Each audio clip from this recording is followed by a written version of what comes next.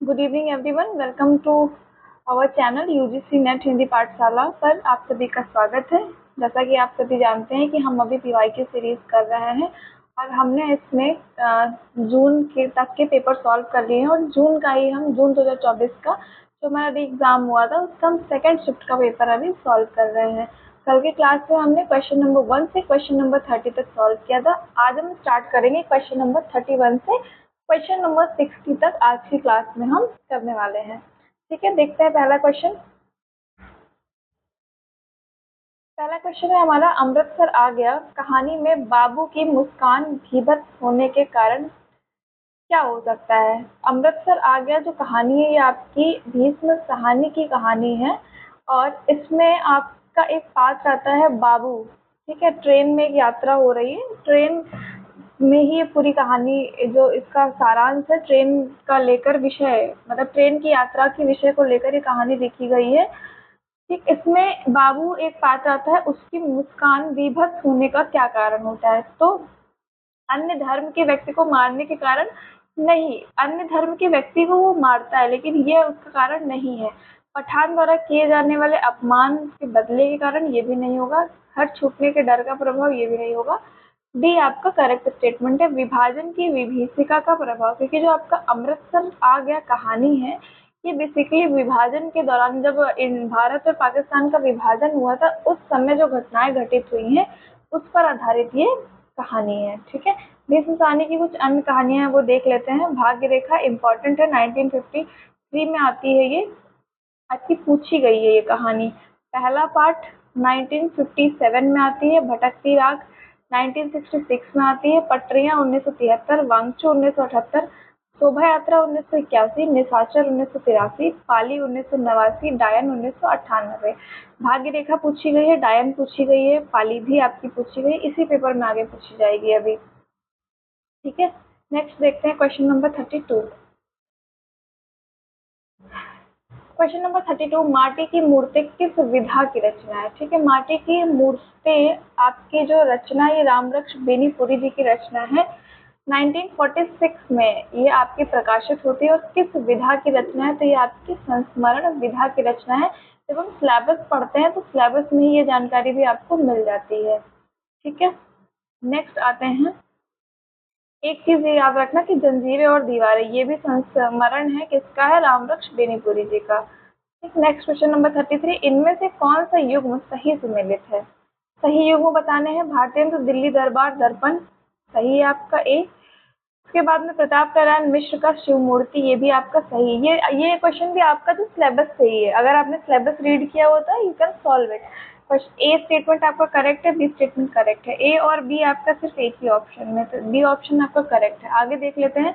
अध्यापक पूर्ण सिंह नाखून क्यों बढ़ते हैं, नहीं नाखून क्यों बढ़ते हैं ये आपका हजारी प्रसाद द्विवेदी का है। अध्यापक पूर्ण सिंह का जो निबंध है वो मजदूरी और प्रेम हमारे सिलेबस में लगा है। नामवर सिंह का आपका है संस्कृति और सौंदर्य और विवेकी राय उपजाग मुसाफिर। ठीक है, नेक्स्ट आते हैं क्वेश्चन नंबर 34 पे। क्वेश्चन नंबर 34 में कुछ आपके काव्य लक्षण दिए हुए हैं और आचार हैं जिनको आपस में मिलाने हैं। ओके, देखते हैं। शब्दार्थो सहितो काव्यम गद्यम पद्यम च तदिता, तो ये आपका है भामा का कथन है। काव्य शब्दयम गुणालंकार संस्कृतयम शब्दार्थ्यो वर्तते। ठीक है, तो ये आपका है वामन का। तद्दोषो शब्दार्थो सगुणा वनलंकृति पुनः स्वापी, ये आपका है मम्मट का। और वाक्य रसात्मक काव्यम विश्वनाथ का है। वाक्य रसात्मक काव्यम विश्वनाथ, ये आपका इम्पोर्टेंट है, कई बार पूछा गया, लगभग ये सारे ही रिपीटेड हैं।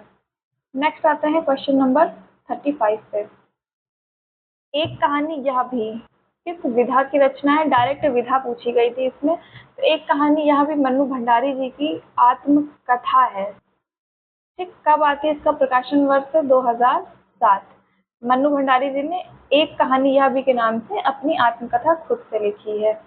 ठीक, तो और इनकी कुछ अन्य रचनाएं हैं वो देख लेते हैं। मैं हार गई 1957, यही सच है, इनकी कहानी है, अच्छी कहानी है। 1966 तीन निगाहों की तस्वीर, त्रिशंकु। उपन्यास आपका बंटी लिखा है इन्होंने, और एक तो महाभोज। आपका बंटी उपन्यास हमारे सिलेबस में लगा है। महाभोज इनका जो नाटक है जो ये 1982 में लिखती हैं वो हमारे सिलेबस में लगा है। नाटक बिना दीवारों के घर और महाभूत, 2 नाटक मनु भंडारी जी आपका लिखती हैं। ठीक, ये भी आपका सिलेबस अगर आपने पढ़ा होता तो क्वेश्चन सॉल्व हो जाता। क्वेश्चन नंबर 36 डायरेक्ट सिलेबस से क्वेश्चन था। 36 आपका है बुलंदशहर, फतेहपुर, मंडी, इटावा। मतलब आपको ये बोलियां आपकी सुमेलित करनी है, तो मिलान करना है। बुलंदशहर में बोली जाती है खड़ी बोली, क्योंकि ये आपका इधर दिल्ली के आसपास वाला रीजन लग जाता है ना। फतेहपुर में बोली जाती है अवधी, मंडी सिरमौरी, और इटावा में बोली जाती है कन्नौजी बोली। ठीक, नेक्स्ट आते हैं क्वेश्चन नंबर 37। क्वेश्चन नंबर 37 राग दरबारी उपन्यास से है, जो कि श्रीलाल शुक्ल जी का उपन्यास है। 1968 में प्रकाशित होता है। उपन्यास में जिला कार्यालय में आई स्कीम के अंतर्गत रुपए पाने के लिए इनमें से किस युग्म ने योजना बनाई? तो जो जिला कार्यालय में एक स्कीम आई थी जिसमें रुपए मिलने वाले थे, तो किसने किसने योजना बनाई थी वो रुपए पाने के लिए? तो ये योजना बनाई थी सनीचर और कालिका प्रसाद ने मिलकर। याद रखना, नेक्स्ट टाइम इनका नाम देके पूछ सकते हैं कि इन्होंने क्या योजना बनाई थी या किस स्तर पर स्कीम आई थी। तो जिला स्तर पर स्कीम आई थी, ये याद रखिएगा। नेक्स्ट आते हैं क्वेश्चन नंबर 38 पे। श्रीलाल शुक्ल जी के कुछ अन्य उपन्यास है वो देख लेते हैं। सूनी घाटी का सूरज, अज्ञातवास, सीमाएं टूटती हैं, पहला पड़ाव, मकान, विश्रामपुर का संती। सारे नोट करते चलना आप। 38, सभी संथालों को दामुल हौज हो गया। मैला आंचल की पंक्ति के आधार पर दामुल हौज शब्द का अर्थ बताइए। ठीक है, जो मैला आंचल है ये लाइन आपके संबंधित है मैला आंचल उपन्यास से, जो कि फणीश्वर दास रेणु जी ने लिखा है। और ये बोल रहे हैं कि जो है दामुल हौज का अर्थ क्या है, वो भी मैला आंचल के आधार पर। तो मैला आंचल में जो दामुल हौज शब्द का प्रयोग हुआ है वो आजीवन कारावास के संदर्भ में हुआ है। ऐसे ही अभी मुर्दैया जो आपका दलित आत्मकथा है उससे संबंधित कुछ वर्ड्स पूछे गए थे जिनका अर्थ पूछा गया था। ठीक है, और मैला आंचल का भी काफी पूछा जाता है मैला आंचल का। फणीश्वरनाथ रेणु जी के कुछ अन्य उपन्यास हैं। एक तो मैलांचल, प्रतिप परिकथा, दीर्घ तपा, जुलूस, पलटू बाबू रोड, कितने चौराहे, राम रतन राय। इंपॉर्टेंट है, याद रखिएगा सारे के सारे। नेक्स्ट आते हैं क्वेश्चन नंबर 39 पे। निम्नलिखित पंक्तियों में भक्ति काल के कवियों द्वारा लिखित काव्य पंक्तियां कौन सी हैं? ये जो पंक्तियां हैं इसमें से भक्ति काल के जो कवि हैं उनके द्वारा लिखित पंक्तियां पूछी गई हैं। तो एक तो ये असुवन जल सींच सींच प्रेम बलि बोई, मोर पखा सिर ऊपर राखियो, गूंज की माल पहिरूंगी। ठीक, फिर आपकी आ जाएगी ताही छन उडराज उदित रसराज सहायक। करेक्ट ऑप्शन हो जाएगा ACE। नेक्स्ट आते हैं क्वेश्चन नंबर, हाँ ये देख लेते हैं जो आपका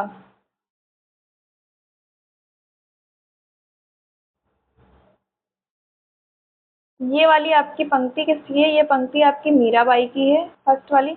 सेकंड वाली पंक्ति आपकी रसखान की है और थर्ड वाली पंक्ति आपकी नंददास की। ये तीनों नाम नोट कर लेना। इसके साथ आप जब प्रिंट आउट लेके बैठे हो या PDF से पढ़ रहे हो, जैसे ही पढ़ रहे हो इस लाइन के आगे तीनों नाम नोट कर लेना। नेक्स्ट टाइम इनका राइटर पूछा जाएगा आपसे। क्वेश्चन नंबर 40, निम्नलिखित वक्तव्यों में से कौन से कथन गैंग्रीन कहानी से संबंधित है? गैंग्रीन आपकी अज्ञे की कहानी है और इसमें आपको ये बताना है कि गैंग्रीन कहानी से संबंधित कथन कौन से हैं। मालती एक पंखा उठा लाई और मुझे हवा करने लगी। मैंने आपत्ति करते हुए कहा, नहीं मुझे नहीं चाहिए। ए स्टेटमेंट आपका मालती कहानी से संबंधित है। ऐसे क्वेश्चन तभी सॉल्व होंगे जब हमने लाइन बाय लाइन कहानी पढ़ी होगी। ठीक, फिर आता है बी स्टेटमेंट। महेश्वर खाना आरंभ करते हुए मेरी ओर देखकर बोले, आपको तो खाने का मजा क्या ही आएगा, ऐसे बेवक्त खा रहे हैं। तो बी स्टेटमेंट भी गैंग्रीन से ही संबंधित है। शहर में आग लगी थी, बात डिब्बे भर के मुसाफिरों को पता चल गई और वे लपक लपक कर खिड़कियों में से आग का दृश्य देखने लगे। ये आपका अमृतसर आ गया कहानी से संबंधित है। ठीक है, फिर आपका डी स्टेटमेंट है। ताल के किनारे किनारे हम चले जा रहे थे, हमारे ओवरकोट तर हो गए थे, बारिश नहीं मालूम होती थी पर वहां तो ऊपर नीचे हवा से कनकन में बारिश थी। तो ये आपकी जो कहानी है जैनेन्द्र की कहानी है, अपना अपना भाग्य, उससे संबंधित ये लाइन है डी वाली। फिर अनंत जल निधि में उषा का मधुर आलोक फूट पड़ा, सुनहली किरणों और लहरों की कोमल सृष्टि मुस्कान लगी। ई स्टेटमेंट आई थिंक आपका उसका है, अ, राधिका रमन प्रसाद सिंह कानों में कंगना, उससे संबंधित ये है। ठीक, अज्ञे जी की कुछ अन्य कहानियां हैं, देख लो इनको, प्रकाशन वर्ष के साथ याद रखना, क्योंकि ये आपको प्रकाशन वर्ष या फिर क्रम में पूछ ली जाती हैं। विपठगा 1937, देखो हमारे जो सिलेबस में जितने भी राइटर लगे हैं वो सारे के सारे हमारे लिए बहुत इंपॉर्टेंट हो जाते हैं। तो उनकी जो मेन मेन रचनाएं हैं, जो उनके फेमस उपन्यास है, उनको हमें प्रकाशन वर्ष के साथ याद करना होगा, क्योंकि कभी भी किसी का भी पूछा जा सकता है। ठीक, तो विपठगा 1937, परंपरा 1940, कोठरी की बात 1945, शरणार्थी 1948, जयदोल 1951, ये तेरे प्रतिरूप 1961, अमर वल्लरी 1945। ठीक, फिर आते हैं नेक्स्ट क्वेश्चन नंबर 41 पे। क्वेश्चन नंबर 41, अज्ञेय के संबंध में कौन सा कथन असत्य है? गलत कथन आपको बताने हैं। अज्ञेय का पहला कविता संग्रह भग्नदूत 1933 में प्रकाशित हुआ। चिंता नामक कविता संग्रह 4 खंडों में विभक्त है। हरी घास पर क्षण भर कविता में प्रतीकात्मक शैली के अंतर्गत मृत्यु का चित्रण किया गया है। देशभक्ति, बलिदान इत्यादि अन्याय भावों के बावजूद इत्तलम का स्थायी भाव प्रेमानुभूति ही है। बाबरा हेरी अज्ञेय का सबसे छोटा कविता संग्रह है। तो 41 का जो आंसर हो जाएगा आपका, गलत कथन आपसे पूछा गया है।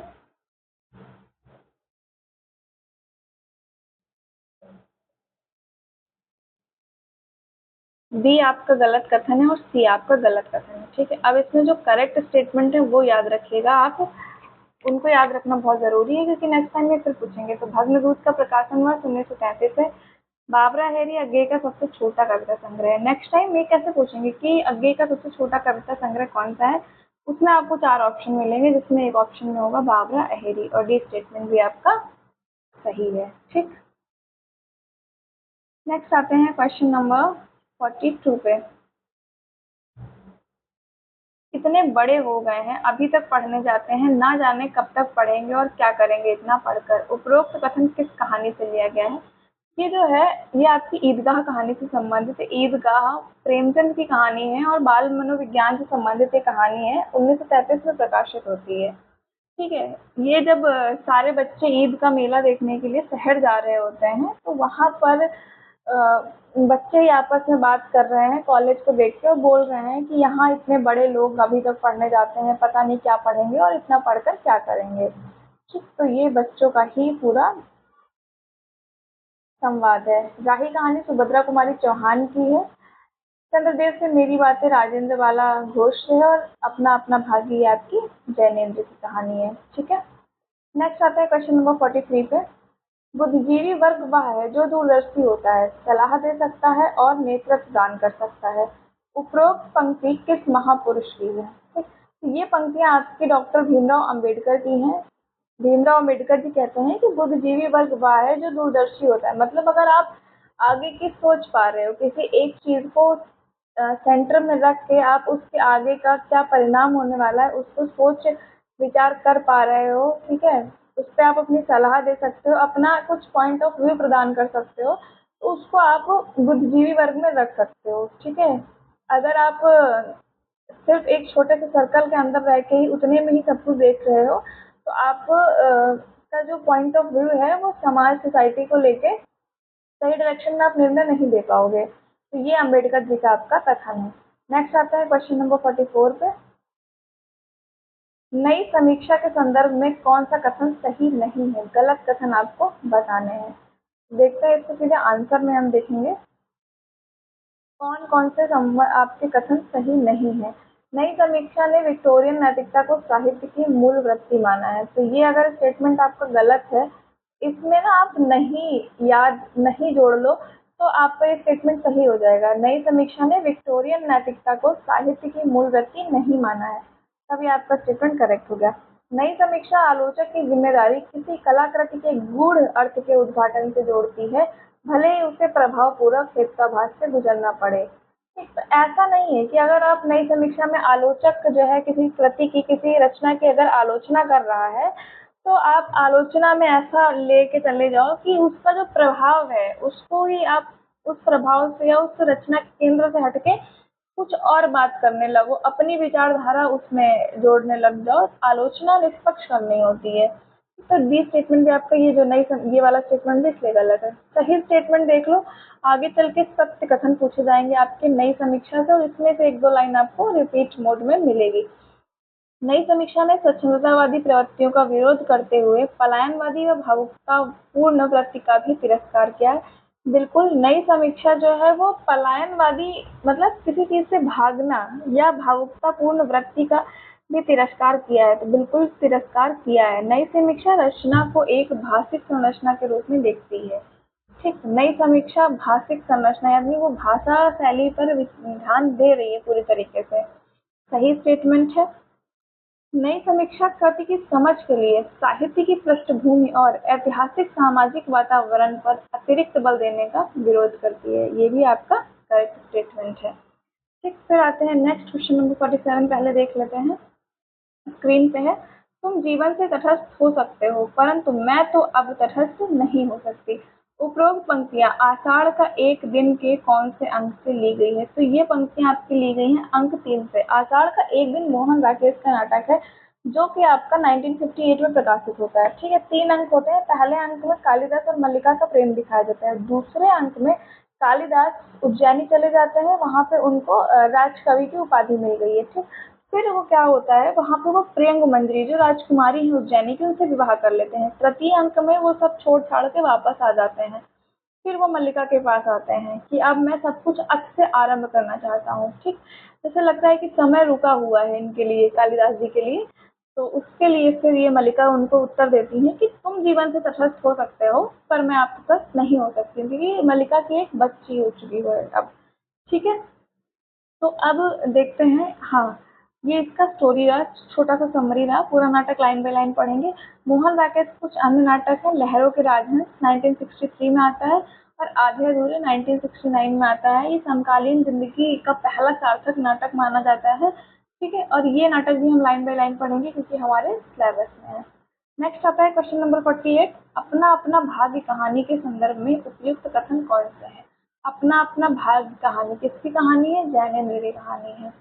पोलो लान में हॉकी खेलते बच्चों को ना आगे की चिंता थी ना बीते का ख्याल था। ठीक है, बचपन बहुत सुंदर होता है जिसमें हमें किसी चीज से मतलब नहीं है, ना कल का पता ना आज का पता, बस हमको लगता है अभी जो हमारे साथ है वही जीवन है। इसीलिए हमारे अगर जीवन का सबसे अच्छा पल कोई होता है तो वो बचपन होता है। ठीक, हम सब कहते हैं ना काश बचपन लौट आता। बचपन नहीं लौटता है, बचपन बीत गया अगर। तो ये आपका करेक्ट स्टेटमेंट है। आप खुद से रिलेट करके भी देख सकते थे, क्योंकि छोटा बच्चा उसको क्या ही कि स्टॉक मार्केट कहाँ गया या मेरा रिजल्ट कैसा रहेगा। ठीक है, तो इन सब चीज़ों से बच्चों को कोई मतलब नहीं, वो खाए पिए मस्त रोए सोए, उनको इसी चीज़ से मतलब रहता है। ये स्टेटमेंट आपका करेक्ट है। ठीक, 2 ऑप्शन आपके एलिमिनेट हो गए पहले ही। फिर देखते हैं। अधिकार गर्व में तने अंग्रेजों के घोड़ों की बाग जिन पहाड़ी हाथों में थी वे अंग्रेजों का विरोध करना सीख गए थे। बी स्टेटमेंट आपका अपना अपना भाग्य कहानी से संबंधित नहीं है। मैली सी कमीज लटकाए हुए 10 बरस के लड़के का माथा जैसे अभी से झुर्रियां खा गया था। ठीक है, तो इसमें होता क्या है, लेखक और लेखक के मित्र नैनीताल घूमने गए हैं, वहाँ बहुत सर्दी है। तो उस सर्दी में अंधेरी रात में उनको एक 10 बरस का लड़का दिखाई देता है और वह उसने सिर्फ और सिर्फ एक पतली सी कमीज पहन रखी है, शर्ट पहन रखा है। तो उसीलिए वो लेखक लिख रहे हैं कि वो मैली सी कमीज लड़का है, ऐसा लग रहा है कि उसका माथा अभी से झुर्रियां खा गया है। सी स्टेटमेंट आपका अपना अपना भाग्य कहानी से संबंधित है। मित्र ने लड़के को सहायता के लिए होटल बुलाया, होटल का नाम बताना भूल गया था। डी स्टेटमेंट गलत है, उसने होटल का नाम बताया था। फिर आता है ई स्टेटमेंट करेक्ट होगा। प्रकृति ने लड़के के शव के लिए सफेद और ठंडे चादर का प्रबंध कर दिया था। ठीक, वो जो 10 बरस का लड़का लेखक को और उसको उसके मित्र को दिखाई देता है, तो वो फिर उसकी डेथ हो जाती है ठंड की वजह से। तो उसके ऊपर एक बर्फ की सफेद लेयर जम जाती है। तब वहां पर लिखा है कि प्रकृति ने लड़के के शव के लिए सफेद और ठंडे कफन का प्रबंध कर दिया था। ठीक है, फिर आते हैं हम नेक्स्ट क्वेश्चन पे। नेक्स्ट क्वेश्चन है हमारा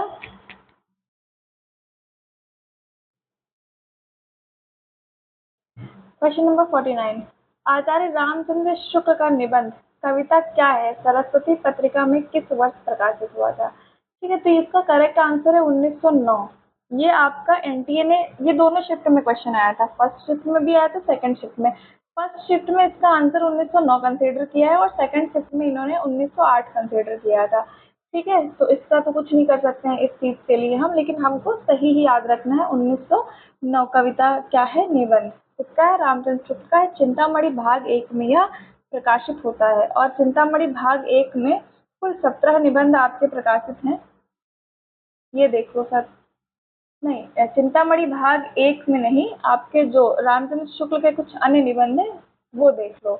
ठीक है, और पहली बार जो चिंतामणि भाग 1 में कविता क्या है निबंध किस नाम से प्रकाशित हुआ था, तो यह प्रकाशित हुआ था विचार वीथी नाम से। द इम्पोर्टेंट है, अभी तक ये नहीं पूछा गया लेकिन ये आगे जरूर पूछा जाएगा। ठीक, आचार्य रामचंद्र शुक्ल के अन्य निबंध भाव या मनोविकार, उत्साह, श्रद्धा और भक्ति, करुणा, लज्जा और ग्लानि, लोभ और प्रीति, घृणा, ईर्ष्या, भय, क्रोध। कविता क्या है? भारतेंदु हरिश्चंद्र नाम से भी इन्होंने एक निबंध लिखा है। तुलसी का भक्ति मार्ग, मानस की धर्म भूमि, काव्य में लोक मंगल की साधना वास्ता, ये आपका पूछा जा चुका है। रसात्मक बोध के विविध रूप, ये भी आपका पूछा जा चुका है। साधारणीकरण और व्यक्ति वैचित्रवाद, ये सारे के सारे रामचंद्र शुक्ल से संबंधित निबंध हैं। नेक्स्ट आता है क्वेश्चन नंबर 50 पे। क्वेश्चन नंबर 50, भारतीय काव्य शास्त्र के विभिन्न संप्रदायों के संदर्भ में कौन सा कथन सही है? ठीक है, तो भारतीय काव्य शास्त्र के संबंध में आचार्य कुंतक ने रीति रचना के 3 मार्ग माने, सुकुमार, विचित्र और माध्यम। ठीक, एक स्टेटमेंट आपका सही है। जो आचार्य कुंतक है उन्होंने रीति रचना के 3 मार्ग माने हैं, सुकुमार, विचित्र और माध्यम। ये तीनों नाम याद रखना, नेक्स्ट टाइम हो सकता है अलग अलग इसको पूछ ले। फिर आपका स्टेटमेंट है आचार्य शंकुक ने निष्पत्ति का अर्थ उत्पाद और उत्पादक संबंध और संयोग का अर्थ अनुभाव्य अनुभावक संबंध माना। नहीं, बी स्टेटमेंट आपका गलत है। फिर आता है सी स्टेटमेंट, भट्ट नायक ने निष्पत्ति का अर्थ भुक्ति और संयोग का अर्थ भोज्य भोजक संबंध माना है। सी स्टेटमेंट आपका करेक्ट है। याद रखना किसने क्या माना था, भट्ट नायक ने भुक्ति और संयोग का अर्थ भोज्य भोजक संबंध माना है। नेक्स्ट टाइम में क्वेश्चन में डायरेक्ट पूछा गया है। ओके, फिर आपका आता है स्टेटमेंट डी, ध्वनि के 3 भेद माने हैं, वस्तु ध्वनि, अलंकार ध्वनि और रस ध्वनि। ये याद रखना ध्वनि के कितने भेद माने गए हैं, तो ध्वनि के 3 भेद माने गए। कौन कौन सी? वस्तु ध्वनि, अलंकार ध्वनि और रस ध्वनि। अगली बार तीनों का नाम देके एक चौथा ऑप्शन इसमें इंक्लूड किया जाएगा और पूछा जाएगा कि इसमें से कौन सा सही है कौन सा गलत है। ठीक, फिर आता है आपका ई स्टेटमेंट आपका, आनंदवर्धन ने 6 प्रकार के औचित्य और रस, अलंकार, गुण, दोष, संगठन एवं प्रबंधन की चर्चा की है। तो आपका ई स्टेटमेंट गलत है। सही स्टेटमेंट हमको बहुत अच्छे तरीके से याद करने होते हैं।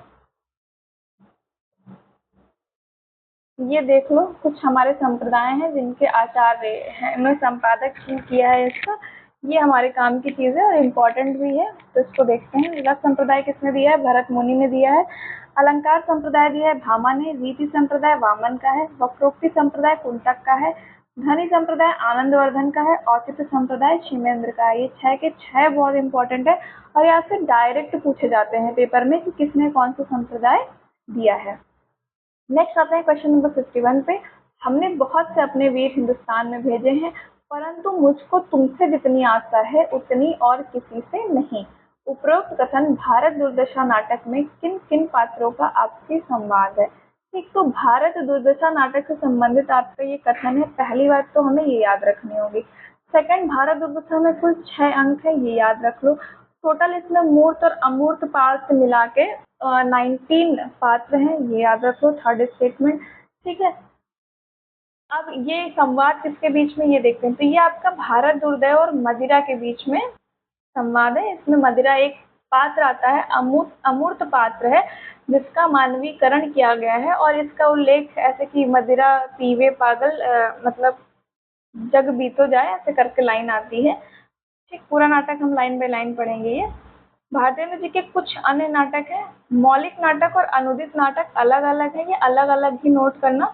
टोटल मिला के इनके 17 नाटक होते हैं। ठीक, अलग अलग इसलिए याद कर लेना क्योंकि अलग अलग ही पूछे जाते हैं। कभी कभी स्पेसिफिक आपको इसमें से स्पेसिफिकली पूछा जाता है कि कौन सा मौलिक नाटक है या कौन सा अनुदित नाटक है, तो याद रखना। मौलिक नाटक में व्याधिकी हिंसा हिंसा न भवति, विशेष विषमोत्सवम, प्रेम जोगिनी, चंद्रावली, नील देवी, अंधेर नगरी, ठीक है। सती प्रताप भी इनका मौलिक नाटक है। और अनुदित नाटक रत्नावली, विद्या सुंदर, पाखंड विडम्बन, धनंजय विजय, मुद्रा राक्षस, दुर्लभ बंधु, कर्पूर मंजरी, सत्य हरिश्चंद्र, भारत सिंह। नेक्स्ट आता है क्वेश्चन नंबर 52 पे। क्वेश्चन नंबर 52, पंचन के देखत प्रपंच करि दूर सबे, पंचन को सत्य पंच तत्व में मिलई हो मैं, हरिपन हारी जिस धारी के धरो, और शांत शांतनु को सुभट सुपूत कहीं वह मैं। ठीक है, तो ये इस पंक्ति में वीर रस के किस भेद का उल्लेख है? इसमें आपका युद्ध वीर वीर रस का उल्लेख है। ठीक, ये थोड़ा डीप क्वेश्चन था। नेक्स्ट आते हैं क्वेश्चन नंबर 53। रचनाएं आपको मिलानी है। तो आपकी जो पोरिपोइटिकस आपकी अरस्तु की रचना है। बायोग्राफिया लिटरेरिया ये आपकी कॉलरिज की रचना है। तो सेक्रेड वुड ये आपके टी.एस. इलियट की रचना है। और प्रिंसिपल ऑफ लिटरेरी क्रिटिसिज्म ये आपकी आई.ए. रिचर्ड्स की रचना है। चारों रचना इंपॉर्टेंट है, चारों पहले पेपर में पूछी जा चुकी थी। नेक्स्ट आता है क्वेश्चन नंबर 54 पे। निम्न में से किस साधन की सहायता से आर्थी व्यंजना के अंतर्गत प्रतिमान अर्थ की प्रतीति नहीं होती है? तो इसका आंसर हो जाएगा साहचर्य। ठीक, ये भी आपका नया क्वेश्चन था, इम्पोर्टेंट, मतलब ये डीप क्वेश्चन है। ठीक है, ये जिसने बहुत डीपली पढ़ा होगा उससे ही अटेम्प्ट होगा ये। नेक्स्ट आता है आपका खड़ी बोली का प्रथम महाकाव्य किसे माना जाता है? तो ये आपका माना जाता है प्रिय प्रवास को। अयोध्या सिंह उपाध्याय हरिऔध जी का रचित है, जिसका इन्होंने पहले नाम रखा था ब्रजांगना विलाप। ठीक, और ये प्रकाशित होता है आपका 1914 में 17 सर्गों में। ठीक है। आंसू आपके जयशंकर प्रसाद की है। भारत भारती मैथिली शरण गुप्त की है। और सरोज स्मृति आपकी निराला जी की। नेक्स्ट आता है क्वेश्चन नंबर 56 पे। संस्कृति के 4 अध्याय किस लेखक का भारतीय संस्कृति के मूल उपादानों का ऐतिहासिक विकास प्रस्तुत करने वाला प्रसिद्ध ग्रंथ है? बेसिकली संस्कृति के 4 अध्याय के राइटर का नाम पूछा है, जो कि थोड़ा सा घुमा के पूछ दिया है। ये आपके रामधारी सिंह दिनकर हो जाएंगे। ये भी अगर आपने सिलेबस पढ़ा होता तो आपको आराम से ये आप कर लेते। 1970, हाँ ठीक, 1956 में ये इनकी रचना आती है, संस्कृति के 4 अध्याय, जिसका इन्होंने पहले नाम रखना चाहा था संस्कृति के 4 सोपान, लेकिन फिर इन्होंने संस्कृति के 4 अध्याय नाम रखा था। ये भी पूछा जाता है कि जो दिनकर जी ने संस्कृति के 4 अध्याय का पहले क्या नाम रखना चाहा था, तो उन्होंने रखना चाहा था संस्कृति के 4 सोपान, याद रखिएगा। Next question number 57। प्रकाशन वर्ष के अनुसार निम्नलिखित रचनाओं पर विचार कीजिए। देखो ये सब आपके सिलेबस के क्वेश्चन है। ध्रुव स्वामिनी जयशंकर प्रसाद का नाटक है 1933 का। अंधायुग धर्मवीर भारती 1955। स्कंदगुप्त ये आपका 1928 का है। आधे अधूरे 1969 का है। सिंदूर की होली ये आपका आता है 1934 में। ठीक है, ये आपका है लक्ष्मी नारायण मिश्र का आधे अधूरे मोहन राकेश का। सबसे पहले आएगा स्कंदगुप्त। यहाँ पे विकल्प गलत दिए हैं। ई सबसे पहले आएगा, फिर डी आए नहीं, ई के बाद ए आएगा, फिर डी आएगा, फिर आपका आएगा सी, और लास्ट में बी ऑप्शन आएगा। ठीक है, आंसर रटने से अच्छा क्वेश्चन का जो पैटर्न है वो बस समझ लो। 58 यहाँ पे पत्रिका है और उनको आपस में हमको मिलान करना है, तो हम डायरेक्ट आंसर देख लेंगे। राजेंद्र कुमार ने संपादन किया है अभिप्राय पत्रिका का। ज्ञान रंजन पहल, जगदीश गुप्त नई कविता पत्रिका, विजय देव नारायण शाही आलोचना पत्रिका। ये चारों पत्रिका और ये चारों संपादक के नाम इंपॉर्टेंट है, याद रखिएगा। नेक्स्ट आता है क्वेश्चन नंबर 59। आगरा बाजार नाटक के पात्रों को उनके वक्तव्य के साथ सुमेलित कीजिए। आगरा बाजार हबीब तनवीर का नाटक है। 1954 में ये नाटक आता है और आपकी जो है ये नज्म पे आधारित है। आगरा के एक चौराहे को लेकर यहाँ पे पूरा नाटक खेला गया है। यहाँ पे आपके जो उसमें पात्र आते हैं उनका कथन पूछा गया है, तो डायरेक्ट हम इसको देखेंगे। आपस में तू में शुरू हो गई बात, बात में एक अच्छा खासा हंगामा शुरू हो गया। किताब वाले का कथन है, अबे मैंने तुम लोगों का क्या बिगाड़ा था, एक तो मंजा बाजार ऊपर से या टोटा। बर्तन वाले का कथन है, बादशाह सलामत के उस्ताद हैं, अगर तारीफ करें तो जर्रे को आफताब बना दे। ये हमजोली का कथन है। आपका दिमाग जैसे आसमान पर सूरज, मेरी हैसियत जैसे जमीन, ककड़ी वाले का ये कथन है। ठीक है, नेक्स्ट आते हैं क्वेश्चन नंबर 60। आज का ये हमारा लास्ट जो है क्वेश्चन है। ठीक है, इसके बाद में हम बाकी के क्वेश्चन कल करेंगे।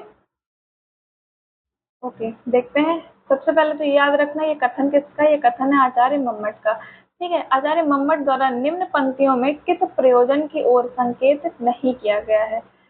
काव्य काव्यम यशस्यर्थकृते व्यवहार विदे शिवेतर क्षते संदाह पर निर्वर्त्य कांता सम्मित्य युजे। इसमें किसकी ओर संकेत नहीं किया गया? लोकोपदेश की ओर संकेत नहीं किया गया है। अनिष्टनाद की बात करी गई है इसमें। शिवेतर सत्य का मतलब अनिष्टनाद, सद आनंद और व्यवहार ज्ञान। ठीक, ये आपका सबका उल्लेख इसमें किया गया है। ओके, इसी के साथ हमारी आज की क्लास कंप्लीट होती है। रिमेनिंग क्वेश्चन हम कल की क्लास में करेंगे। होप सो आपको क्लास अच्छी लगेगी। क्लास को लाइक करिएगा, चैनल को सब्सक्राइब करिएगा और शेयर करिएगा। Thank you so much.